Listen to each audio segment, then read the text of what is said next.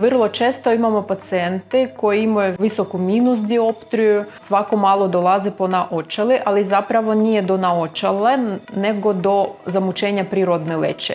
Ako je pacijent bio kratkovidan i onda iza 60. godine dolazi u optiku na ordiniranje novih naočala, to bi bio neki signal da taj čovjek koji je došao po nove naočale zapravo dobije mrenu i taj čovjek bi zahtijevao kompletan oftalmološki pregled kako bi otkrili tu mrenu. Jer kad se zamuci jezgra u prirodnoj leći, dobijemo lažnu kratkovidnost. Za pacijente koji su bili prije kratkovidne, ta dioptrija se još naknadno povećava. Ako ste primijetili pogoršanje dioptrije, ako ste primijetili da ste dobili minus dioptriju koju nikad niste imali prije, preporučujem da dođete na kompletan oftalmološki pregled kako bi otkrili što se zapravo dešava sa vašim očima.